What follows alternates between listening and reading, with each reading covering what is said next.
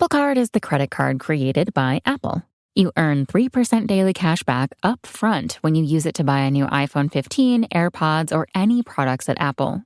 And you can automatically grow your daily cash at 4.15% annual percentage yield when you open a high-yield savings account. Apply for Apple Card in the Wallet app on iPhone.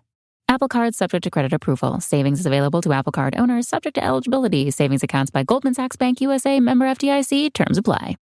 Need a holiday gift that will keep her sparkling all year long? Right now, Blue Nile, the original online jeweler, is offering 30% off select jewelry. With experts on hand 24/7 to provide guidance, you're sure to find the perfect piece. And now there's even more to love about shopping at BlueNile.com. For a limited time, get 36-month special financing on minimum purchases of $1,000. Restrictions apply. See BlueNile.com for details. That's BlueNile.com. Max, the one to watch for the best in entertainment, now has live sports with the Bleacher Report sports add-on. 5, 4, 3, 2, I let one go. Stream hundreds of select live games from MLB. That's gonna go! NBA, NHL, U.S. Soccer, and NCAA Men's March Madness. We just seen what we think we just saw! And it's all included for a limited time with any Max subscription. He got him! After the promo period, add it for $9.99 a month. Base subscription required. Serie Chronicles is a Media Chronicles production.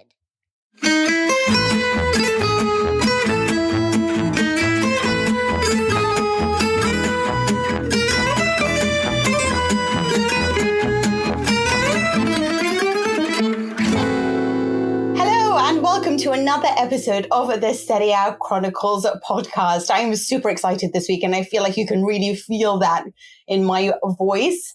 The guests keep getting better and better. We had Mark Bosnich last week, and of course, Nikki Bandini and I are so happy to be reunited with Gab Marcotti. Hello, Gab. How are you? I'm good. Thanks for having me back. Great to have the gang back together again. Yes, it is. It's super nice. If any of you have obviously listened to the predecessor of this podcast, we did a show once upon a time, and it was all three of us. It was argumentative. It was entertaining. It was the end all and be all of Serie chat. Of course, I am always joined by the wonderful Nikki Bandini, who isn't in her new flat, and she is trying to convince us this is the neatest it's ever been. How are you, Nikki? Gab's showed up. We haven't seen Gab in a little while. We've been in our separate little media universes, as happens when you're busy. And when Gab there's a global pandemic, to be fair. Yeah. On that. Gab has showed up with a gigantic bee in the background and some chaos around, and immediately started throwing shade at my beautiful, tidy backdrop with a plant, with pictures of my nieces, with a chair that shouldn't really be here. It's too big. I need to get rid of it. But very rude. Very, very rude. I miss your Nutella artwork, you see. I'll bring it back. And the best is, he's like, where's your Nutella? And Nikki goes, oh, I haven't put up the artwork yet. And I'm really confused. I'm like, what's going on? And the artwork is Nutella? Mina, how do you not remember this? You looked at it 1,000,000 times. Because that's how bad. I had a little Nutella. No attention to detail. I swear, in all my relationship, I am basically the cliched man who has not noticed anything, including haircuts. And it's always he who notices what I do or don't do from an aesthetic point of view. Now, ideally, obviously, I would really like to continue the chat because, guys, there is so much. I mean, this to you, the audience, we have so many funny memories to go through, the differences in opinion, just the bets that we have going on. But because we only have Gab for a short period of time, we want to get into the thick of it as quickly as possible. And we have to start off with the Milan Derby, which was so sensational, especially in the first half. It was a 1-1 draw at San Siro. Persa sul pallone proprio nel momento in cui l'arbitro fischia la fine della partita, fischia la fine del derby. 1-1 il finale tra Milan e Inter. Nel primo tempo le reti, quelle di Cialanoglu su calcio di rigore all'11esimo, il pareggio sull'autorete di De Vrij. Basically, a lot of people thought Milan were better in the first half, then Inter came back, and then it was Milan towards the end. But Gab, was there a team for you that ought to have won this whole thing? I think it was a classic game where both teams could have won, and it wouldn't have been a scandal. It would have been deserved, whether, You think back to the Kessie chants, Salamakers hitting the woodwork, or indeed on the other end, obviously Lautaro missing the penalty, the Vidal chants as well.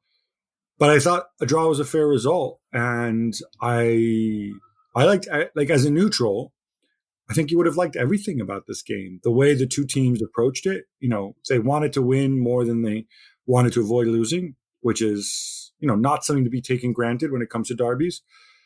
Even the referee, and, people will go and maybe question, but the more I see the penalty that Kessie gave away, the more I think to myself, even just 5 years ago, the referee would have blown up for a foul, the minute Çalhanoğlu's leg comes across, right?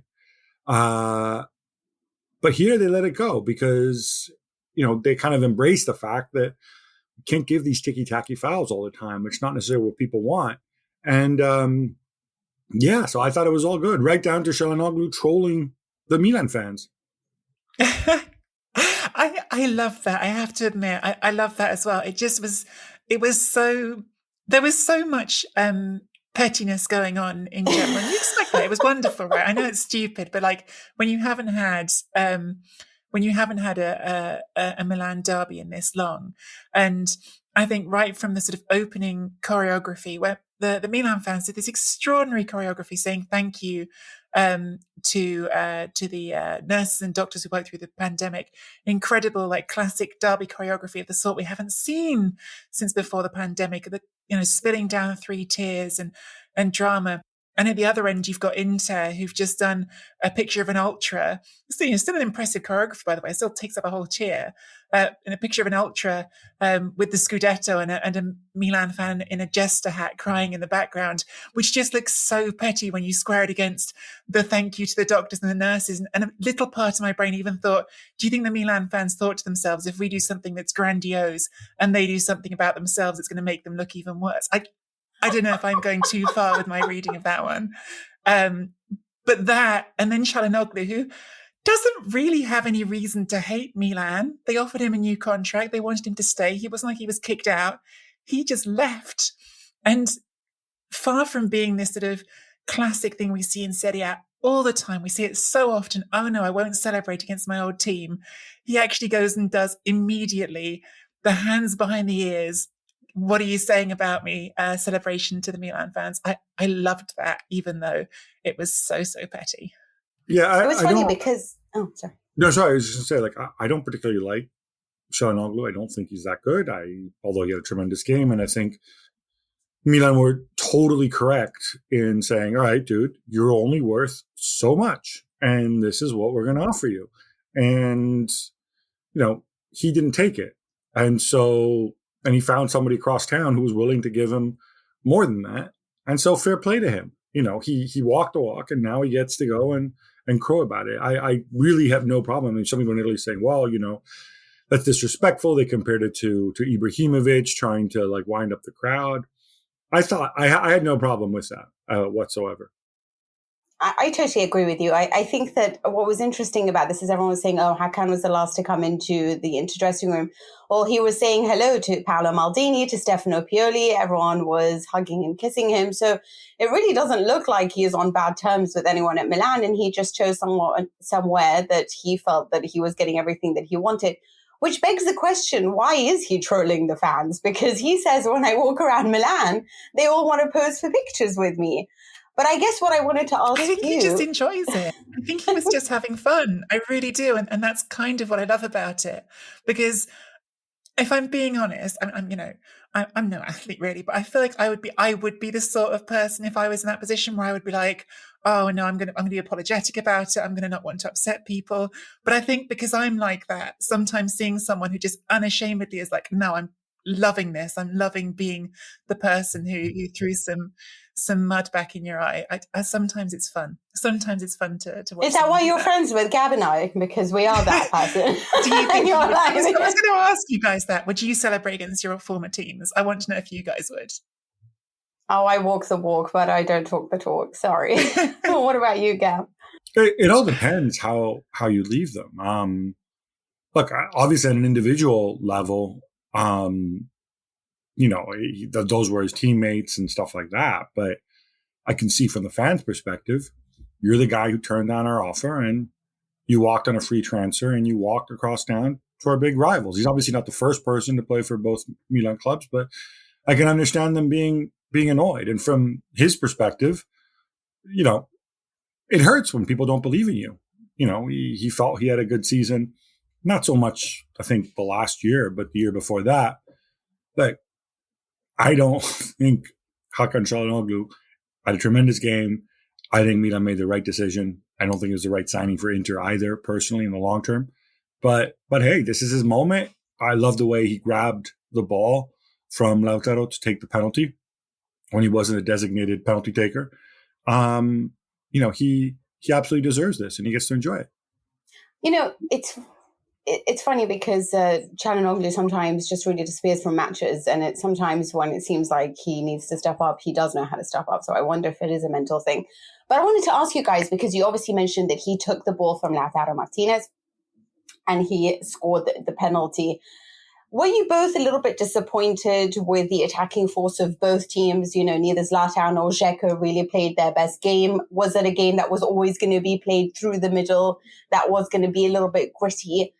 And do you wonder somehow, I just feel like when I watch Milan, that it all looks a little bit messy sometimes, not so refined and controlled.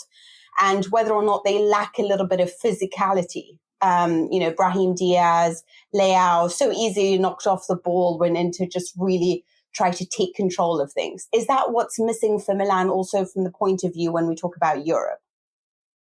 I'll let Gab go first on it. Yeah. I don't think so. I think you have to kind of interpret the game. And the minute you saw from the first minute that this is going to be sort of a high intensity game, Milan said, fine, we'll go ahead and we'll match you in that. The holy grail is matching quality with intensity, right? If you watch Manchester City play and you see Kevin De Bruyne and Bernardo Silva, who are far more talented than anybody at Milan not named Zlatan, they also bring that intensity, right? And they manage to do it even though they're smaller, lighter players. That's where you want to get to. Brahim Diaz is a little guy. I did not think he had a good game, but I think also because he was played out wide, which he hasn't done in a while. I think he's probably better in the middle. But that's what you want. You want those guys to interpret the game that way. And if that means that you lose your shape a little bit sometimes, that's okay. We're not playing table football here. It's a dynamic, fluid sport. And I think sometimes it's much better to go and bring that energy than it is to necessarily rigorously keep your shape. Yeah, I don't know if I had a problem with the attacking as it was. I mean, actually, both teams had great chances. Gab's already alluded to. Barella absolutely should score for Inter at the end of the first half. They missed a penalty as well. And Kessie had that great chance for Milan at the end. I thought that Inter were the better team overall. I think that Brozovic took a while to find his place in the game, but once he found it, especially in the second half, it really swung in Inter's direction for quite a long time. I think Inter have had and maybe continue to have a problem with the form of Lautaro. So the fascinating thing about Çalhanoğlu taking that penalty is, as Gab said, he wasn't the designated penalty taker. Inzaghi confirmed that afterwards. He obviously took it because in that moment he felt like, I've just won this penalty, I want to take it. But afterwards, when Tatarusanu saves Lautaro's penalty, Tatarusanu says, I was preparing for Lautaro's penalties. I'd actually practiced these things. I'd spoken to our coaches about him. Whereas Çalhanoğlu, well, I know him because he was here, but he also knows me really well. So in many ways, it was that moment of not having Lautaro be responsible that actually was how Inter did get their goal. And Lautaro hasn't scored since the last international break. So it's been, I think it's 7 matches he played in between, and he hasn't scored in any of them. That is a concern. That's a real concern for Inter. But I didn't feel like the build-up play was lacking for them. And for Milan, yeah, I'm kind of inclined to agree with Gab. I don't think physicality is what worries me with this team. I think they just play in a quick strike, direct way, and that can suit them really, really well. I felt like in this game, they just lost that fight in the middle of the pitch a little bit. And especially, as I say, once Brozovic really started to be epic Brozo in the second half, I think they lost control of it. So when I was looking at this, it looked like for me it was more of a task in midfield, in the sense that, you know, we're going to block Brozovic, we're going to try to block Çalhanoğlu, you know, Barella's going to we're going to try to snap him as well. And I felt like that took away a little bit from the creativity of Milan, but they got so tired, I feel, after the first half that they started to try to collect their breath in the second half. And that's when obviously Brozovic could take control of the match. And for me, that's when Inter started to dominate, is when Milan tired. But then, of course, everyone started talking about Pioli's substitutions, and everyone compared it to Inzaghi, which I think is a little bit unfair. But they said that Pioli knew how to impact the match with his subs in a way that Inzaghi didn't. And perhaps that's why Milan was so strong in the last 10 minutes. Would you agree with that? Or do you think it's the subs? Do you think it's bringing on runners like Rebic and Benacer as well, who controlled the ball so well, that made the difference for Milan in the end? A really quick answer before kicking it to Gab. The really quick answer is this change happens before the substitutions, because the goal was conceded before substitutions. But Inzaghi's team, Inter, have thrown away 11 points from winning positions this season. And to me, that's a problem. To me, that's enough of a pattern to start saying, yes, he's not getting his substitutions right, whether or not you think it is for this game. But yeah, sorry, Gab, to cut you off. No, I think to answer me the question, yeah, definitely. I throw Salamakers into the mix as well. You know, when you've had a first half that's so intense, and then all of a sudden, you know, you bring on Speedy Gonzalez, he's going to look that much faster against tired legs. I think increasingly you're seeing this a lot in Serie A. You're seeing this a lot in the Bundesliga as well.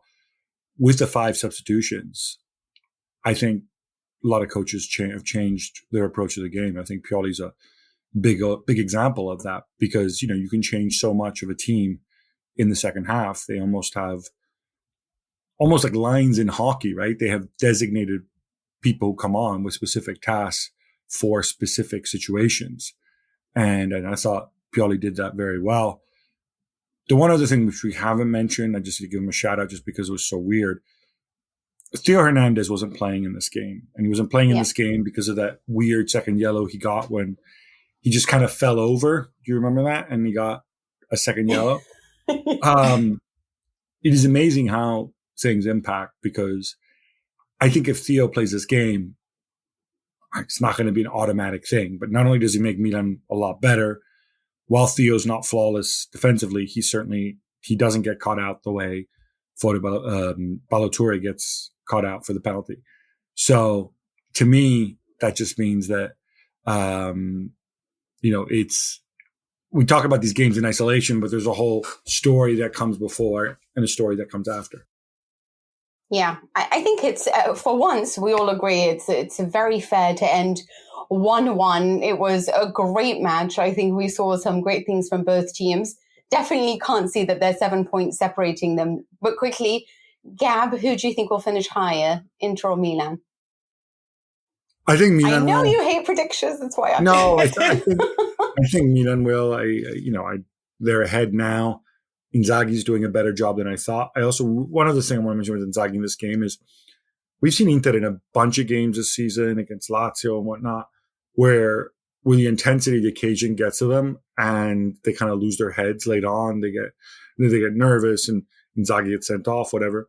This didn't happen. This could have happened in this game, but it didn't happen. You know, this was a game where they managed to channel their intensity. They didn't do stupid things. Vidal didn't get sent off, all this other stuff. That, to me, bodes really, really well. He did miss his chance to win the game, but yes. Yes, that is entirely true. But we should move on to the next match, because that was also super exciting and created so many storylines. Gab, I've already listened secretly to some of what you had said about this match. Nikki, I know you have a special love for Venezia as well, and I know that you were very excited, much like me, to have Mourinho and all his drama back at Roma.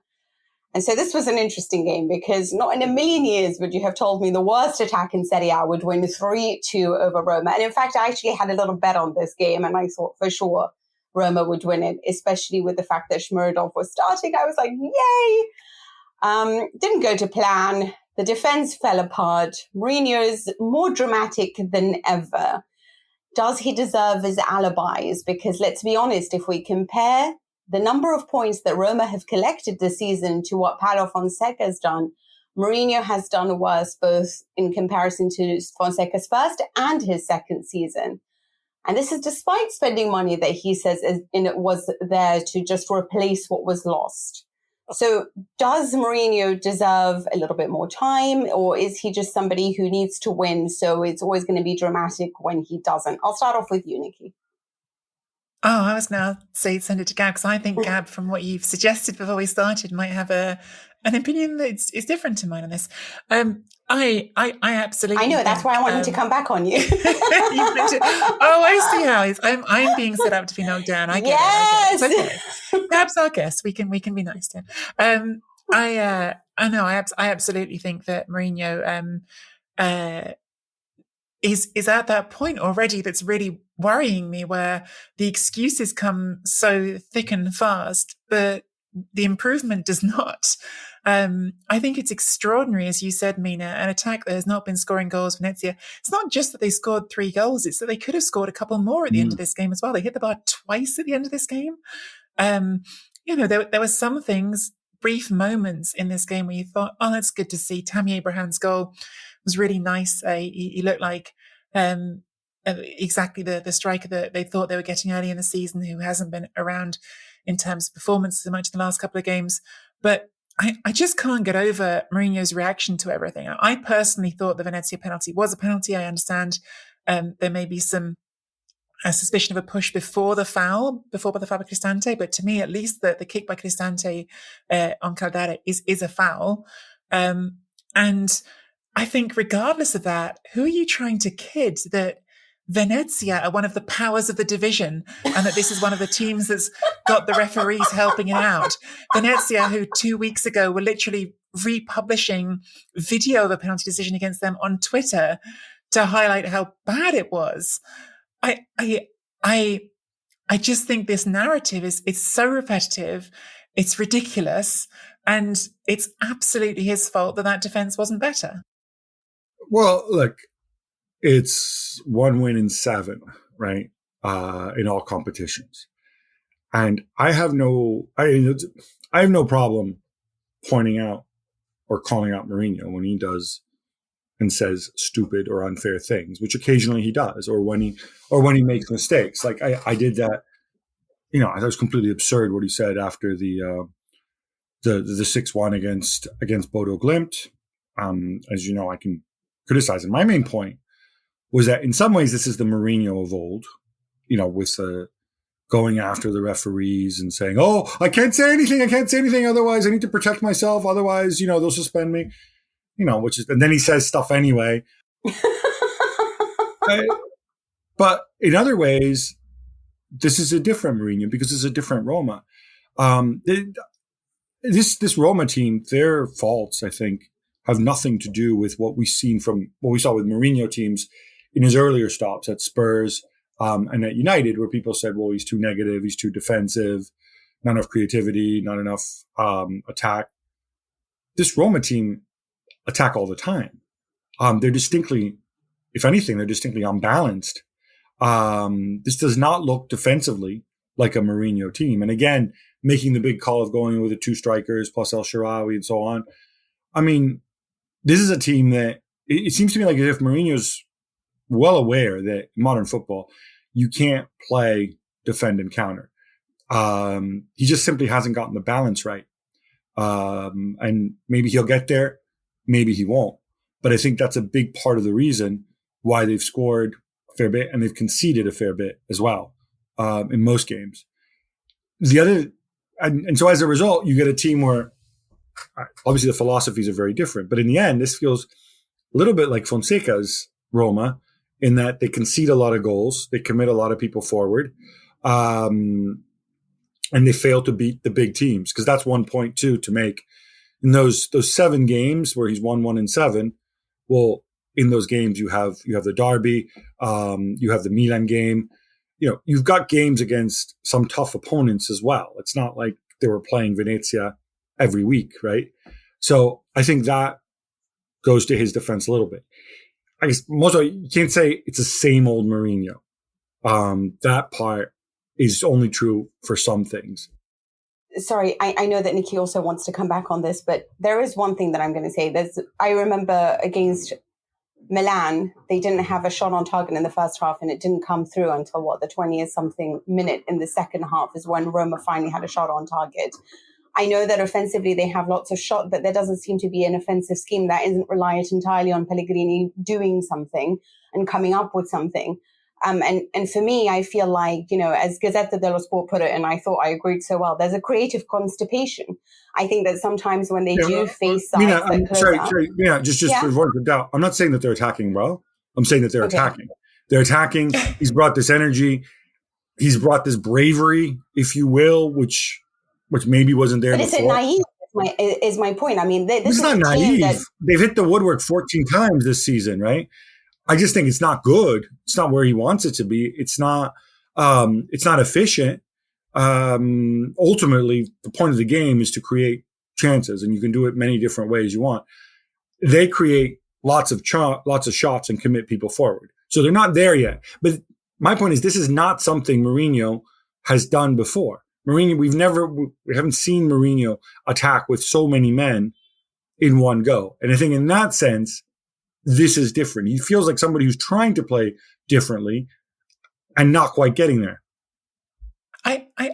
I'm really fascinated, Gab, though, by what you think about this in a greater sense, right? Because we're talking about someone who signed a 3-year contract. He's not supposed to be there for 5 minutes. He's supposed to be there for 3 seasons. He's getting about 9 million euros gross, I think, for the season, which in Serie A puts him, I can't even think who would be paid more than him in Serie A this season. I'm guessing Allegri. No, Mourinho's the highest paid. Actually. Yeah, Mourinho's the highest paid coach in Serie A.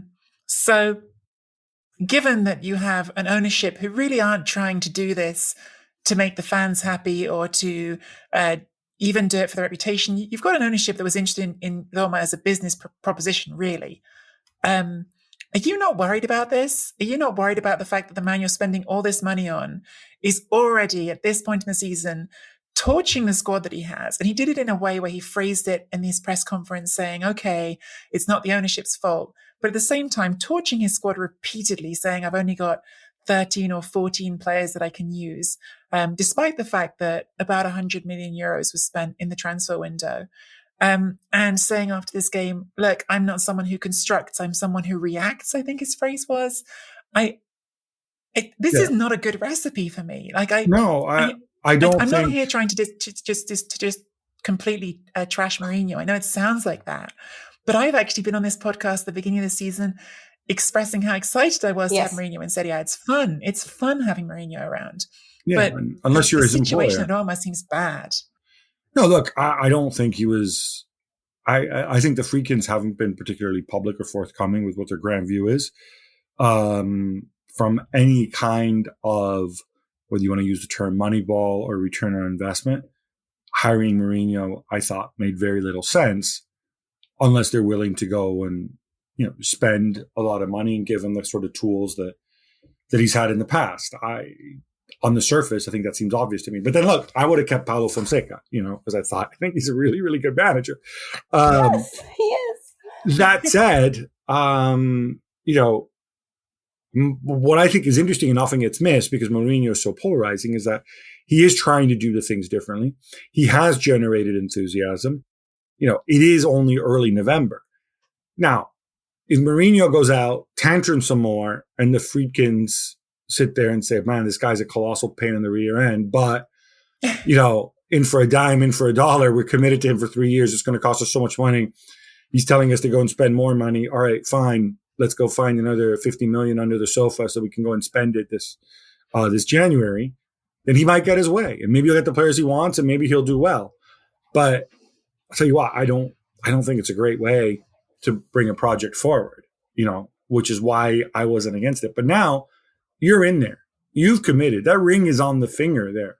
So you're kind of stuck. So you either cut your losses, which you're not going to do, or you proceed with this, even if it means, look, Zaniolo was benched. I don't think Zaniolo's been the problem. In fact, when I've seen Zaniolo play, that level of combination of physicality, energy, and quality that he brings, gets me excited to see an Italy player like that. I haven't seen one in a long, long time. I think ahead, Zaniolo and Chiesa, man, we're going to batter you with quality and muscle. Awesome. Then he goes and benches him. I don't know. Is this a one-off? Is he going to bench him again? Is he going to pick a fight with him just because he can? The way he did with Pogba? I don't know. And then this is the thing with Mourinho is you don't know where you're going with this. But all that said, they've had a tough schedule. He's trying to do things differently. And I think those things need to be recognized. Is it enough? Is he living up to his wages or this team's potential? I genuinely don't think so. Not so far, but let's weigh things up further on. I mean, look, I have to agree with you. I think for me that I would have never sacked Paulo Fonseca. I mean, I really am excited that Jose Mourinho in Serie A, and by all means, I think I celebrated it more than I celebrated the 9 trophies with Juventus. But but for me, it is a question of, I could see the actual growth and the progression of the different players on an individual level, on a quality level, on a tactical level under Fonseca that I'm not seeing right now under Jose Mourinho. And for me, it's about striking the balance, fine. But I think defensively, they're shoddy, and attacking-wise, I think they don't have much of a clue going forward. Of course, like you said, this is the very beginning, and I am talking really fast because I have so much to try to cram in with all of this. But for me, I mean, it is a case of, you've finally given Shmorodov a chance, which he should have gotten a lot more earlier. Secondly, you've conceded 11 goals to Bodo Glimt and Venezia. This isn't, Milan and Inter when everyone was accusing Fonseca of not winning the big matches. You're actually conceding a number and a ton of goals against opponents that shouldn't be there. I don't see Villar at all being even mentioned. Borja Mayoral was scoring nonstop and he's not even being given chances. He talks about missing Juan Jesus and Bruno Perez. Like, are you freaking joking? So the question for me here is,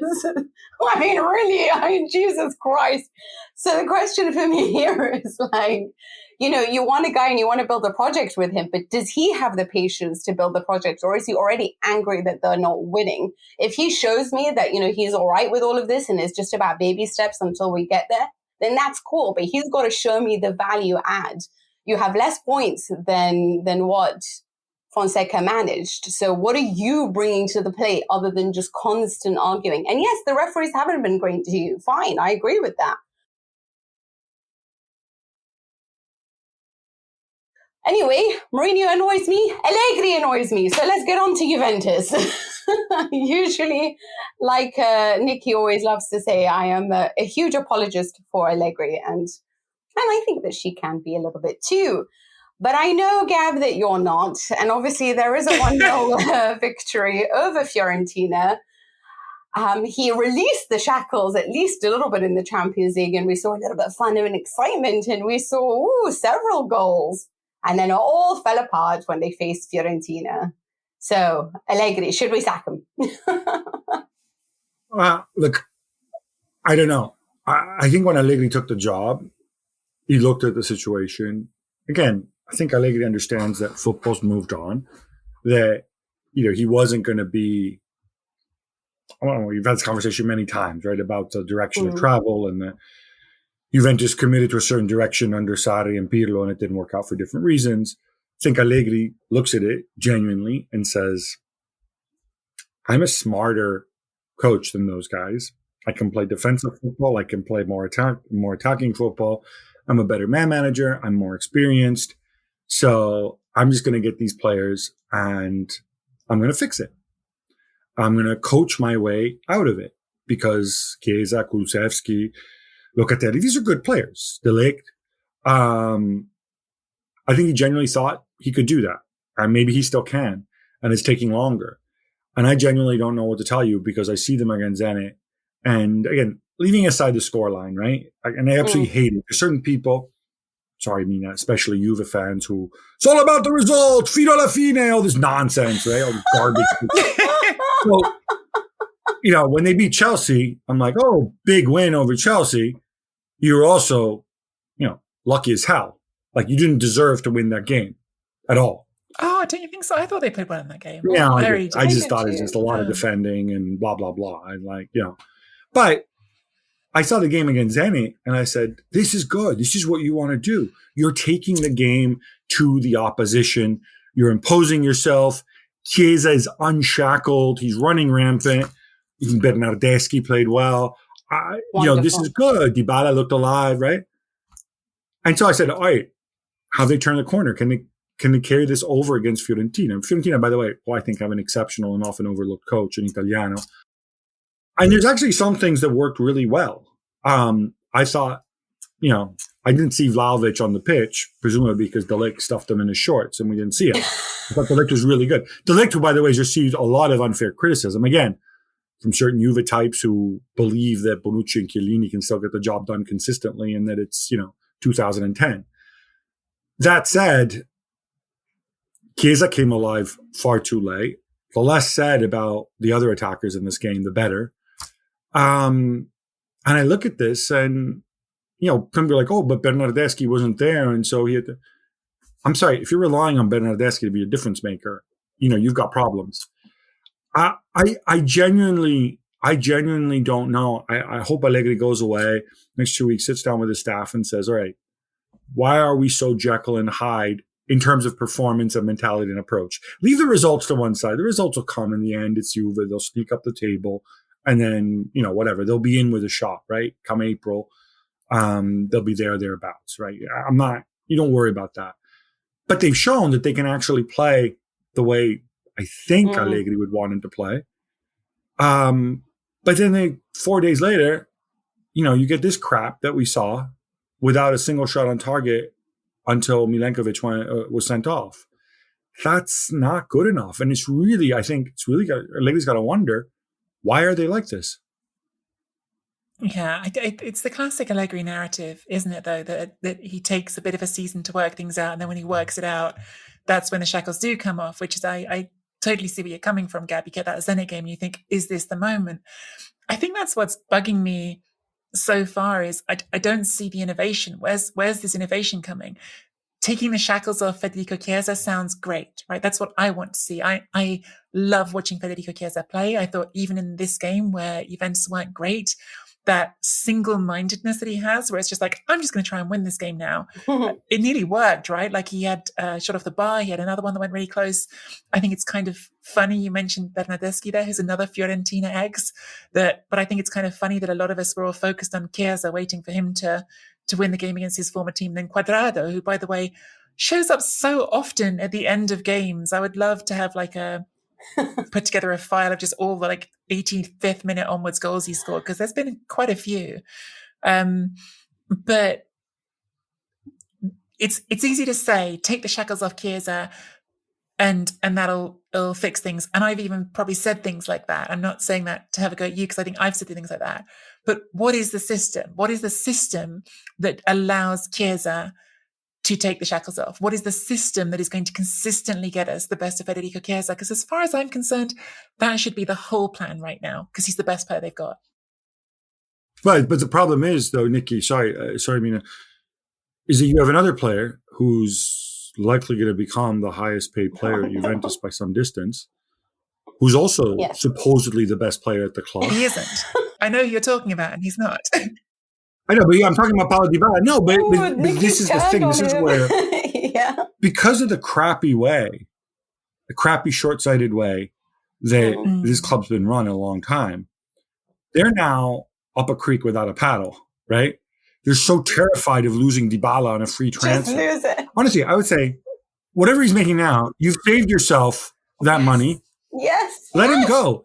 Dare him. Hey, Paolo, you think there's a big queue of people waiting up for you? Let's see what happens. Yeah, let's see. No, honestly, but Mina, you're with me. You either come back on our terms or that's it. Yes. Do what Milan did. Why not? Same thing with Go find yourself a better salary. Go, please. This club's been around. I don't even know if they're at the 100-year mark or if it just feels that way. But you've been around for a long time. And I know that they like to use this marketing term about winning all the time. No, they haven't won all the time. Sometimes you need to go backwards to go forwards. And it's one thing if you're saying we have Cristiano Ronaldo, let's put all our chips in the middle of the table because we won in the Champions League. Fine. But he's not there anymore. He's gone. You can't treat Dybala and Morata, say they're so important now because Ronaldo's gone. Yes. Just live with it. You've got a bazillion guys on loan around Europe. Just dare them to do something. don't succumb to Dybala. Where do you think he's going to go? You think Conte is going to take him at Spurs? The ship sailed. Did you think he's going to United? Who's going to offer Dybala, 28-year-old Dybala, a big contract? Nobody. So you work out something with him. I really hope they take a hard line with him, because otherwise we're back to the same nonsense as before, that because Dybala's there, because Morata's there, then there's no money, then we have to get some crappy low-rent striker next year, and local Chiesa has to go and check himself because he doesn't want to destabilize what Dybala might be doing somewhere on the pitch. No. If you have to rebuild with Allegri. He's shown that he can do it. But, it's like the party's over. Chiellini's going to be gone soon. Bonucci hopefully will be gone as well. I mean, I'm saying hopefully because they're bad, but because you can't keep squeezing this stuff. Have the balls to go out there and say, De Ligt, Locatelli, Chiesa, Kulusevski maybe. You guys are what we're going to build around. And if it takes time, it takes time. But we've come back before. I have a thought in my head, Gab, about Bonucci and Chiellini, which is it's a challenging thought because as an Italian, I loved this summer, and they came together this summer in that way that they do, and they were brilliant. And I almost want... You were nicely hedged in the final there, weren't you, Nikki? I had a piece explaining why I wasn't that hedged, actually, Gab, an old media piece. I was nicely hedged financially, though. Good betting this summer. As you know, Gab, I know a thing or two about putting a good bet on the football. But I wonder if Bonucci and Chiellini's summer has almost deluded people about where we are in this story. Because Chiellini had an amazing summer, but Chiellini is not Chiellini of 5 years ago, probably not even 2 years ago at this point. And that transition to De Ligt has been too slow now. And I think I'm with you with your big point here. Juventus are not going to win the league this season. I'm probably going to end up regretting this. Someone's going to wave it in my face when they somehow do, but they're still, even after this weekend, 14 points back. They're not going to win the league this season. They'll probably make the top 4, but this is the moment to start embracing long-term planning and not be focused on the short-term planning. I think that's a really good point you made there. I just don't understand why they're being held hostage. I also want to understand why Rugani is still in this team. Yeah, I'm sorry. Yeah, it's not like he made some major error, but it hurts me that this guy that couldn't even put in a performance for Cagliari is now starting for Juventus, De Sciglio's there too. Does that cheer you up? Yeah, a little bit. He's at least somebody that even, Allegri believes in. I mean, honestly speaking, but I mean, Rabiot, who is this man? Honestly, what have you done? What have you done to my team, And Dybala, for all of his brilliance that he can produce on the pitch, and I have always maintained that, this is also a man who firstly keeps asking for more money, and on top of that is always injured. You can never consistently rely on him for physically to be present. Your best ability is your availability. Sorry, it is a cliche, but be available. I mean,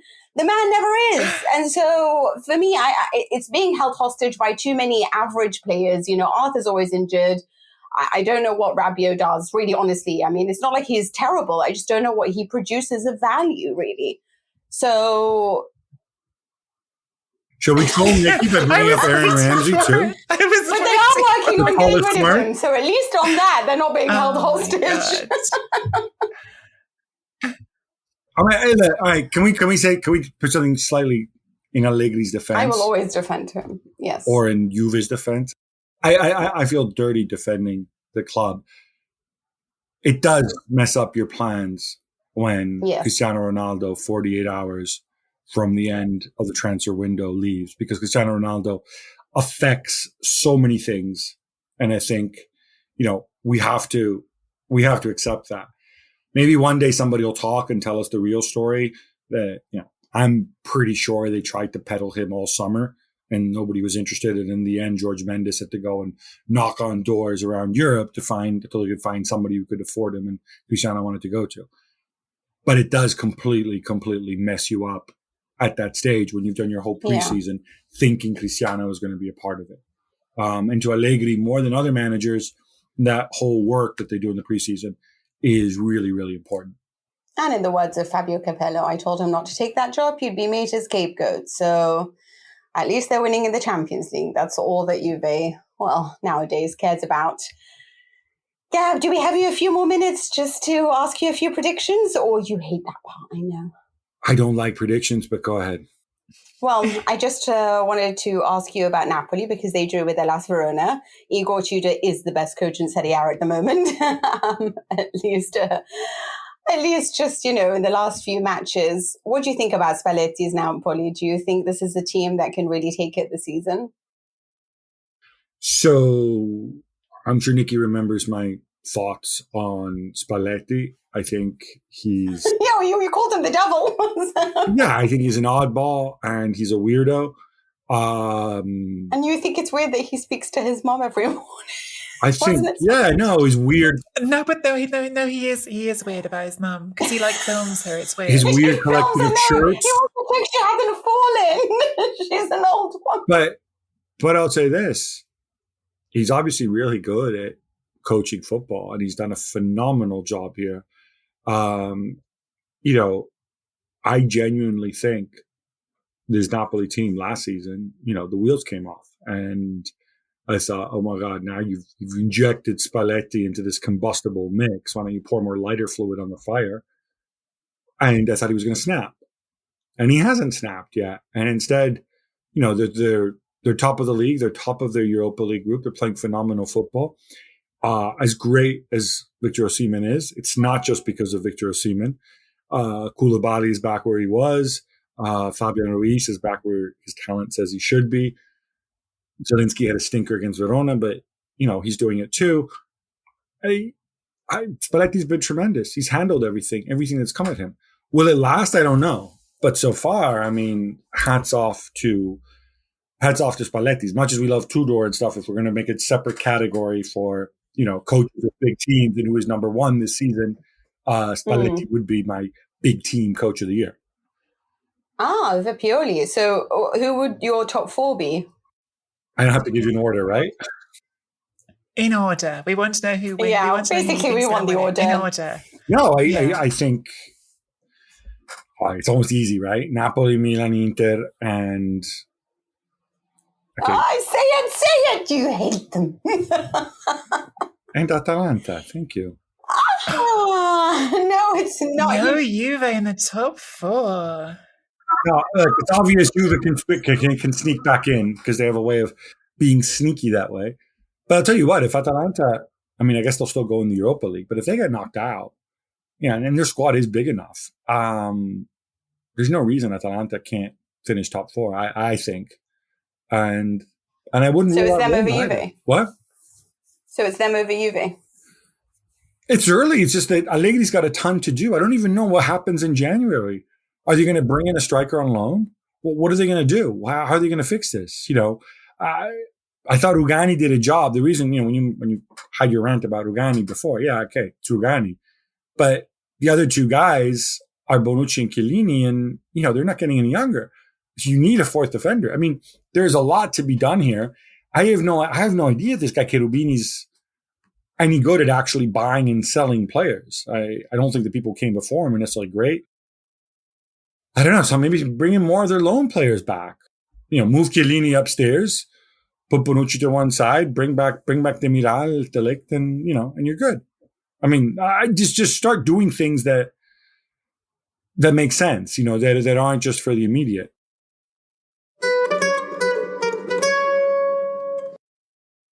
Any other little tidbits that you would like to offer up to us? Lazio did win 3-0 against Salernitana, so they are flying now, right? Yeah, in the inter-squad scrimmage, right? That's why I had to bring it up. Yeah, no. I think we're nearing the point where a lot of stuff that we used to accept, a lot of weird stuff that we used to accept as normal because, hey, it's Serie A, we're different. Hopefully it's not normal anymore. And so that's why I hope, no disrespect to my friends in Salerno, I hope that they go down. I hope Castori never comes back. I hope Cagliari go down. I want teams to do things the right way to stay up and to be rewarded with that. And, I think there's a lot of positives. I hope Vlahovic stays in Serie A. Hopefully at Fiorentina, if not somewhere else. You mean Juventus? Yes, yeah. But I'll say this about Juventus. I don't think Juventus can do another screwy Chiesa deal. I think there's enough eyes on them that I don't think – I generally don't know what's going to happen. But yeah, let me ask you, Mina, right? If you find some muppet that takes Dybala with 6 months to go and you look at the savings on his salary, you can make it work with Vlahovic, you'd take Vlahovic, right? I mean, is this a serious question? Yeah, okay. With everything I've thought about Dybala for the last 5 years, I mean, I will drive him to the airport, wherever he would like to go. I will give him my house. I bought Bitcoin when it was cheap, so he can take that too. Honestly speaking, dude, give me back my club. but I think, that's the tricky thing, right? If you're Juve, you're in this hole, and some of it wasn't your fault, and to get out of it, in the past, you might have sacrificed a big piece. The only big piece at Juve there's only two big pieces at Juve that have any kind of market, and they are De Ligt and Chiesa. And you don't want to let either one go. You don't want to sacrifice, let me sell De Ligt for 100 million so I can buy three other guys. I don't trust whoever makes the decisions at Juve enough to know that the three guys I get are going to be better long-term than De Ligt. So you can't do that. So you got to sacrifice anybody else. Anybody who's not tied down, out.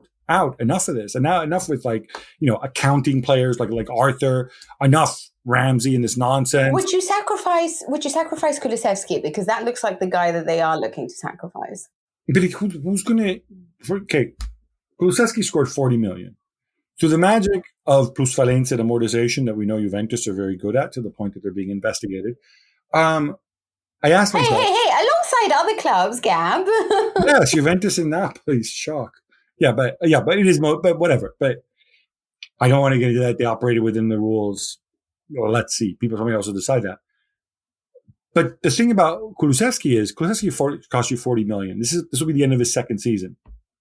I'm assuming he signed a 4-year deal, something like that.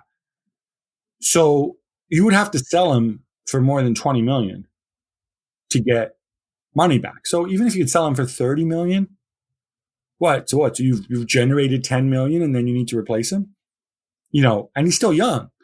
So I don't think I think you have to think bigger than that, to do it. I personally would rather keep Kulusevski. He may be a difficult player to fit into your team, but he's not worth selling right now. He doesn't have much of a market.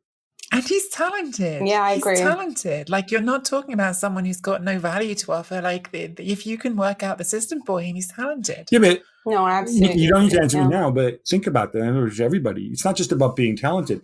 When you're at a top club, and Juventus, in terms of history and obviously wages or whatever, are a top club, even though right now they're further down, it's really difficult to sell players except to other top clubs because of how screwed up and polarized football is. And when you look around Europe, who would pay a big fee for Kulusevski? Only other top clubs. How many top clubs have wingers who are better than Kulusevski? Most of them. I mean, I don't think he's going to go to Spurs. Barcelona has no money. He's not going to go to Real Madrid. Where's he going to go? The other thing that warps that conversation, though, when you talk about top clubs, is because of the way the finances are now in the Premier League specifically, any of the Premier League clubs can act like a top club if they choose to. I agree with you when it comes to Kulusevski's market value. I think what's happened in the last year or two hasn't helped it. Obviously, the pandemic hasn't helped almost anyone's market value, but I think his indifferent last year at Juventus has probably dented his resale value but I'm just making the case that I can agree with all of that, but also on top of that with Leia, that I think that there is an asset there that if you can work it out, you would really get something. But I think you're better off trying to turn Kulusevski into a productive asset rather than cashing in on Kulusevski so that you can sign some middling striker that you also need. Exactly. I think that's the issue. Right, let's just move it on, Ben, because we know that next episode there won't be any Serie A matches, but it will be Italy. And of course, they have a huge match coming up against Switzerland that we need them to win if they are to maintain that first place in their group stage. So it looks a little bit, Barella looked like he pulled up with a muscle. We know that, there are lots of injuries, at least for Roma, with Pellegrini and Zaniolo. But Sandro Tonali is in. How do you think that matchup is going to go? Do you still believe in Italy continuing to play with the beauty that they showed us in Euro 2020? To both of you. I feel pretty confident. Don't know about you, Nikki, but, given that Switzerland also have players out, I don't think, obviously anything can always go wrong at any time, right? But I feel pretty good about this. Yeah, Mina hedged it as the beauty of Euro 2020. We haven't seen that since Euro 2020. I don't think we're going to see that against Switzerland, but do I think that Italy should win this game? Yeah, I do. There's clearly been an issue with goal scoring. That's been the issue since the Euros. It's not a surprise, given that even going into the Euros, we were asking questions about the first choice strike partnership. That's been the issue for a while. At the Euros, Italy did find those goals, and there are goals right through the team. I think Switzerland are a team that are very likely to take a very cautious approach, because that's what they've pretty much always done in their recent history, and are likely to try to play on the fact that they don't think that Italy are a team that are necessarily built to kick the door down very easily. But I have a reasonable amount of confidence, like Gab, that Italy should win this game, and doing that would really seal the group in effect. I should know whether it would seal the group mathematically, but it certainly would seal it in effect. Gab, thank you so much for coming on. I would have really liked to have a few more arguments with you, but we don't have the time. Everyone was so nice today, but it was, I know Mina's going to do the wrap up, but I just want to say for myself as well, Gab, it was so much fun having you on. It really was. It was really nice to do this. Oh, thanks, guys. Thank you. Yeah, it was really nice. And also because it's nice that everyone has such a different outlook, and sometimes we can all agree and sometimes we don't. I'm sure everybody knows where to find Gab Marcotti. If they don't, then they should be pulling their heads out of their bums and getting on that. But Gab, nevertheless, we should say, is there anything you would like to let people know about where to find you or stuff you've been working on? Well, you can find me on all ESPN outlets. My column is on ESPN.com. I do a podcast and a show. Clips are on YouTube, and then different ESPN properties around the world, including BT Sport in the UK with one Julian Lawrence. It's called, imaginatively called, the Gab and Jules Show, twice a week. Check it out. And yeah, you can always find me on Twitter as well, at Marcotti. Definitely do check out the Gab and Jules Show, guys. If you're not already, it's a wicked podcast. It's almost as good as this one.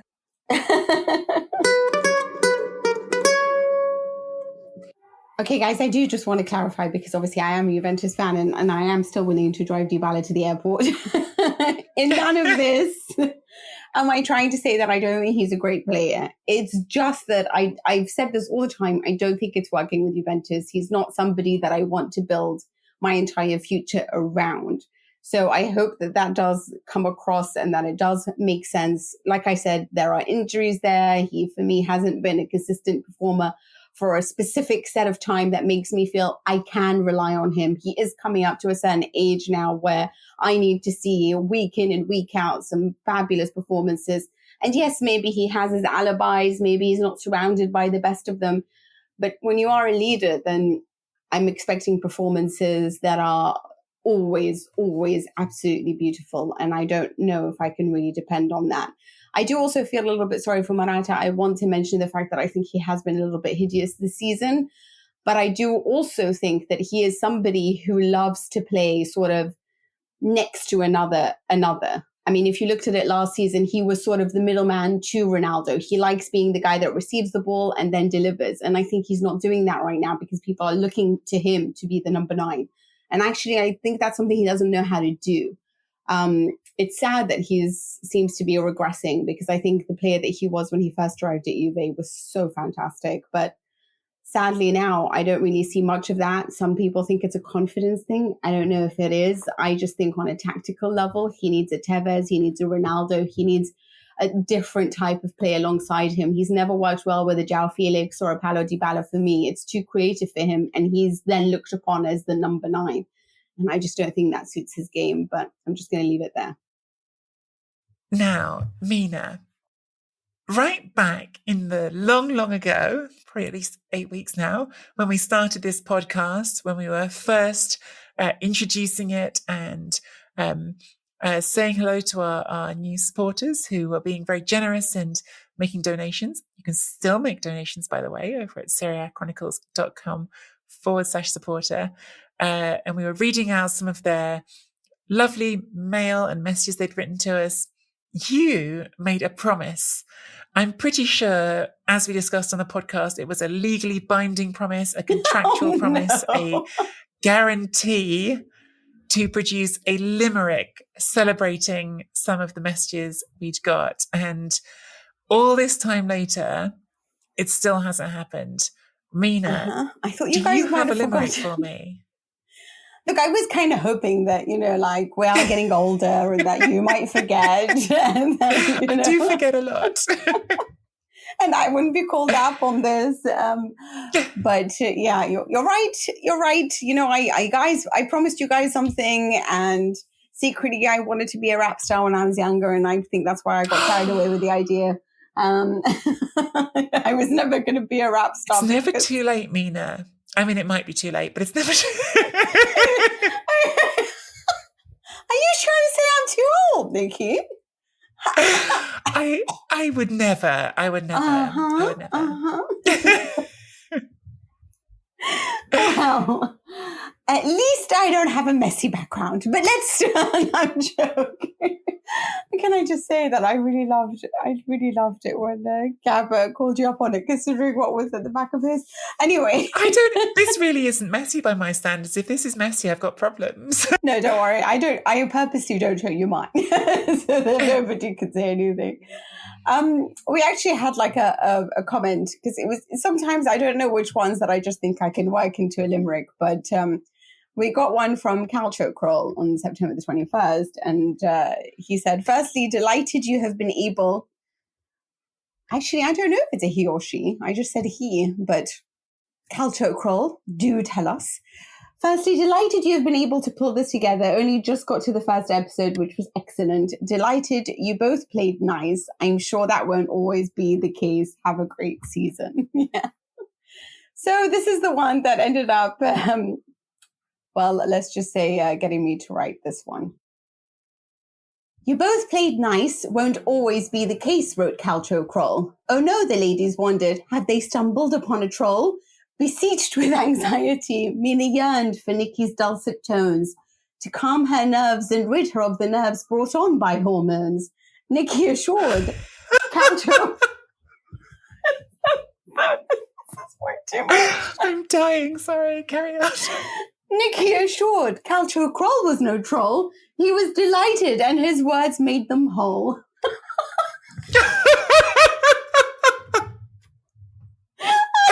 I'm excited to read this to you, by the way. Oh, I'm so happy. Oh my gosh. Oh, Mina. It was worth the wait. It was worth the wait. Did I make you? I think our producer's like, "Well, that's lost." I think so. I think producer Simon thinks we've actually fully lost the plot. I personally think that this is a great start. I'm looking forward to you building on it as you build your new career in rap and limerick writing. Yes, they will be centered around my hormones and the anxiety that I suffer.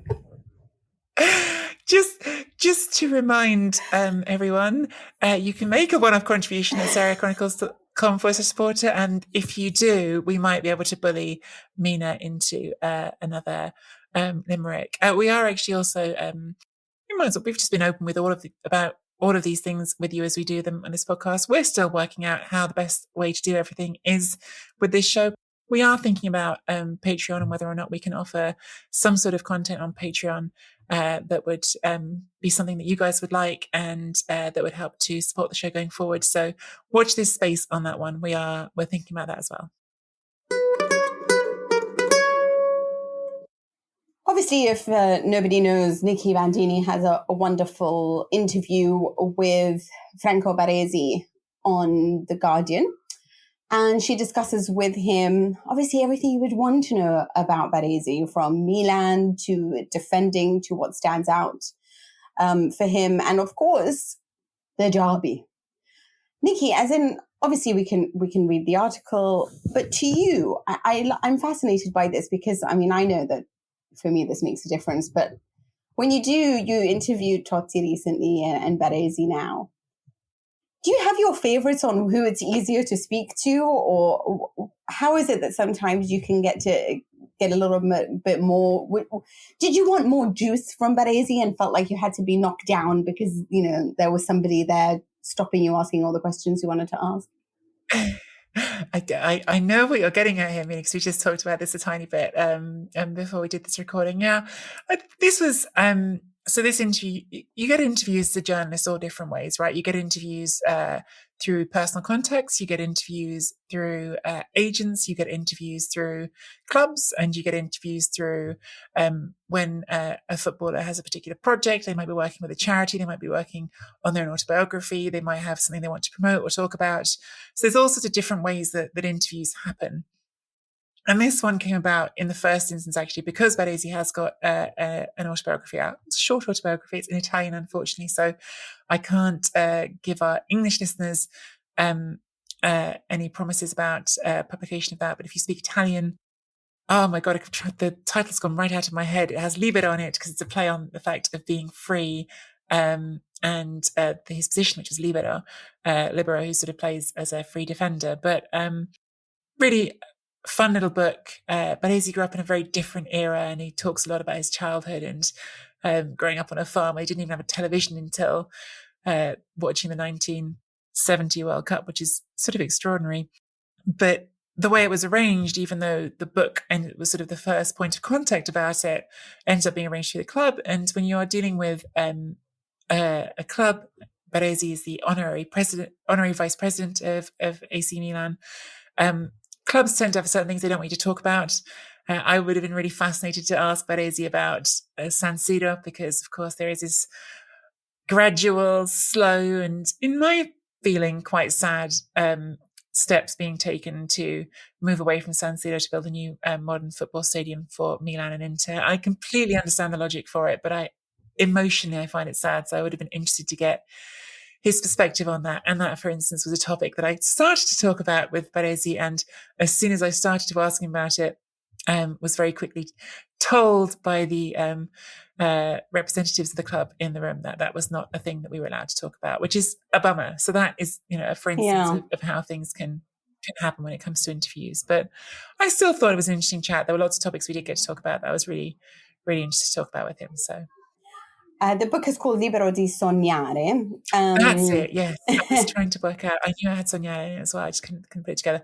I felt like so much is on for you. I'm surprised that you even remembered. I know exactly. I mean, for a second there, when I was asking the question, I was like, wait, is his name Franco Baresi? Like, that's how bad it's gotten these days. Yes. Yeah. Well, of course, he did have his brother, Pepe Baresi, played for Inter, which is one of the things that makes them such an extraordinary story. And that's an example of something that I'm sure I would have been allowed to ask about, but just didn't have time to, because you also have time restrictions. But I would have loved to talk to him about his brother. He does write about that relationship in the book. They were on opposite sides of Milan, but Franco was the younger brother, and they had a really close relationship that was really sustaining for him as a timid kid who came up from the countryside to go and live in Milan, knowing that his older brother was there in the same city and could look out for him. When you think of Italian defending, I always think that Italy produced the greatest centre-backs in the world. I know that in his opinion, he's a fan of Van Dijk and Marquinhos, as you managed to expose. For you, do you think he was the best defender that we've ever had? I mean, I'm always clinging to my Juve idols, right? And but Baresi was Baresi, right? And there was Maldini afterwards, who will never be forgotten either. But for you, when you think of great defenders, is it him? Is it anyone else? I think it's generational, isn't it? In the end, we're all most attached, I think, to the players that we actually got to see a lot of. And I'm a little young to have seen some of Baresi's best years. I saw some of them, but by the time I was really getting into football and paying attention, it was more the Paolo Maldini time. So when I grew up, the defender in my head, the one who I sort of viewed as the best in the world and who I think I probably always will, was Maldini. Although I will say I always will have a particular spot in my heart for Cannavaro, just because I saw Italy win a World Cup for the first time with Cannavaro having one of the best tournaments a defender's ever had. Cannavaro is not in the same category as Maldini for overall quality, for what he was all through his career, I don't think. But for that one tournament, he was incredible. So it's hard to frame these things. I do think Baresi, the first World Cup I remember is World Cup 90, but my memory of it is really not a lot. I remember the last couple of games a bit in a fuzzy way. The 1994 World Cup, I was much more aware of football, and I'd watched the tournament with my family, and I watched the final with in actually my dad's hometown in Italy, which is a small town. They had a big screen out, and it was a real sort of event. And it's the first time I've cried over a football game. And so Baresi, of course, had the most extraordinary World Cup in 1994 because he came along at the beginning, was the captain, tore the meniscus in his knee in the second group game, which should keep you out for a couple of months, really, and recovered in 25 days to play in the final and was brilliant in the final. They didn't concede a goal against Romario and Babetta, who were ridiculous in that tournament. So I do have a real imprint of Baresi from that game. But of course, I also vividly remember that he misses the penalty in the shootout afterwards. So I think I definitely have a memory of him and thinking he was a brilliant defender. And I remember that story being told lots by my family when we were heading to the game, that this was this guy who had somehow come back. But I think probably Maldini is the one who I remember more vividly. What about you, Mina? I think it's a weird thing that, it's the gentleman thing, right? Like, as in, one of the reasons why my idols are my idols had a lot more to do with who they were as men, or how I perceived them to be anyway when I was a child, more than maybe what they could do on the pitch, It's funny how when I get older, I enjoy an Antonio Cassano more than I enjoy anything else in life, just because I like somebody who's so honest about their opinions, even if sometimes you're like, what are you saying? Or I totally agree, or whatever it is. But growing up, Baresi, Scirea, it was like they were just such good people, and you felt such great authority figures and such great men. And yes, Cannavaro was great, but there was also a part of me that was like, Nesta, he's just so magnificent, and it seemed to all come naturally to him. Wonderful. Right? Yeah. Nesta was a wonderful defender. I wonder if that had something to do with it, I guess. But what are his thoughts on this current Milan? Do you think that, obviously he knows this is the right way to go. I'm sure that he's really proud of the steps they have taken to really build a future. Do you think they really, they can get back to being Milan? We're talking about the side that has such supremacy over European competition. Yeah, I think you always have to bear in mind the context of all these interviews. And the context with Baresi is that he is an honorary vice president of Milan. So he's not going to come to an interview and say bad things about Milan. But I still thought it was interesting that when I sort of put him on the spot and was like, can this team win the league? And is the word scudetto vietato? Is the word scudetto banned? Which is this narrative we get so often in Italy. Oh no, superstition, can't say the word. And he was pretty sort of clear about that. He said, no, you have to have ambition. You have to acknowledge that you want to do this thing and aim for it. And there's no reason for them to be shy of that. They have the qualities that he thinks they have the best quality of any team in the league so far this season. And I think that personally, I think he was being honest. The way he phrased it, the way the words came out, I think he was being honest about his opinion that they're the team that has played the best football. But even if you don't want to take that at face value, because he's the honorary vice president of Milan, which is a very reasonable position to take, I think you can still say that it's striking for a team that let's not forget, went 7 consecutive seasons without even being in the Champions League. I think when you have representatives of the club willing to say that in itself is a statement about where the club is, because it's indicative of confidence. And I think that confidence is something that's running through Milan right now. Confidence, not necessarily, when I say that, do I mean confidence that everyone's bullish we're going to win the league, but just that self-confidence to say, yes, we're Milan, we should be trying to win the league, is something that I think was missing from the club for a while. Okay, everyone, if you didn't catch that, it is Nicky Bandini's interview with Franco Baresi about his book, and that can be found on The Guardian's website. Make sure to check that out, and the link to the article will be in the show notes. Actually, Nicky, I think it's your turn to do the wrap-up, so give me a break and let me put my feet up. We will be back on Friday with our Chronicles Q&A mailbag show. Get your questions to us on Twitter at Serie Chronpod with the hashtag Chronicles Q&A. Links for our social media will be in the show notes. Find us on Twitter at Nicky Bandini, at Mina Rizuki. Leave us a rating and review on Apple Podcasts. Only the good ones. Tell us how great it was. Tell us how great it was to hear Gab on the show again. And if you all tell us how great it was, maybe we can convince him to come back again sometime. Consider supporting the show at seriechronicles.com/supporter. And we will be back on Friday with Q&A, and then back next week with some chat about Italy, and hopefully confirming mine and Gab's bullishness that they are heading on to the World Cup in Qatar. But for now, we'll see you soon. Ciao for now.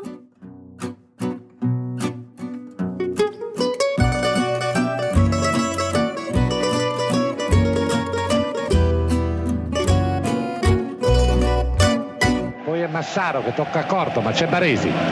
Palleggio di Baresi è puntata, precisa a favore di Baggio. Ecco ancora Romario, fermato da Baresi. Bebeto cerca di accelerare, ma Baresi è una roccia là dietro. Romario, Baresi.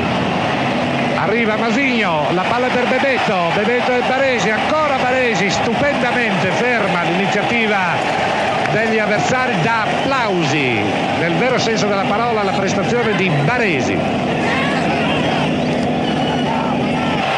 Viola, penetrazione di Viola, sempre Viola, poi il tiro, ancora Baresi, ora Romario, è fermato. Sports Social Podcast Network. Okay, round 2. Name something that's not boring. A laundry? Ooh, a book club. Computer solitaire, huh? Ah, sorry, we were looking for Chumba Casino. That's right. ChumbaCasino.com has over 100 casino-style games. Join today and play for free for your chance to redeem some serious prizes. ChumbaCasino.com. No purchase necessary. Void where prohibited by law. 18+ terms and conditions apply. See website for details.